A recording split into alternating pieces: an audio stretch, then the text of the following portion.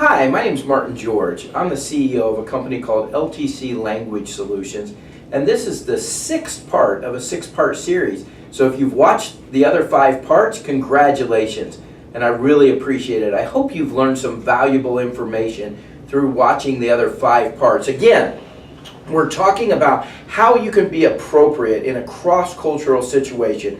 We know in today's environment that we're all working with people from other countries, we're getting supplies or have suppliers from other cultures, we're doing business, selling our products and services to other cultures, and just in general, interacting every day. So we want to be more relevant, we want to be more appropriate. And in states like California, in New York, Texas, even Illinois, these interactions go on, maybe even 100 times a day. So how can we then plan for these interactions? That's the final thing. I really want you to walk away saying that I have a strategy now. Thanks, Martin. And again, if you want to reach me, you have other questions, you want to say, hey, I really thought that this was good, but I need more, you can get me at mgeorge@ltcls.com. I'll answer every email that you send me, I promise, and we can continue the discussion. But finally, I want you to practice your planning. So make a plan. What are your goals and the goals of the other person in the interaction?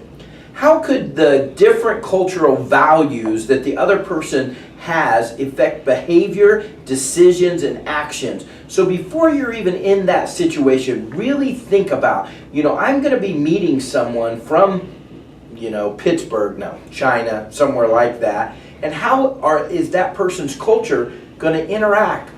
How we do this business, how we communicate, how we sign agreements, how we negotiate, and really plan for that interaction.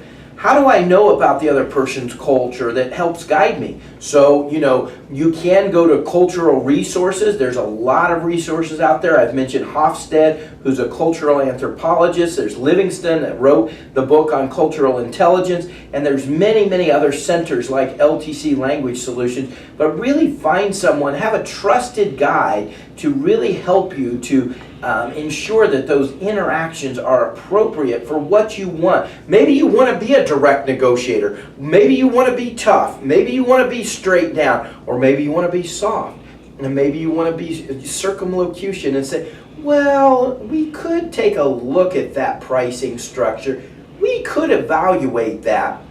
But you have to decide before you go in how you're going to handle it. You know how to do it in your own culture. It's instinctual. But how is it going to impact someone who comes from a direct culture if you're very indirect and you give this sort of circumlocution where you say, yeah, I've been looking at that and I'm going to evaluate it and then we'll get back to you. Is the other person going to be offended? Are they going to think you don't want to work with them? Are they going to brush you off? And just prepare for that interaction. So we've given you some tips and tricks, to really be able to help you be more culturally intelligent and continue to grow. Continue to discipline yourself of knowing about other people's cultures, maybe even their learning styles. And then there's a whole nother world, isn't there, about gender and age, like millennials, that really we don't necessarily get into. We started to, but really let's understand the people around us.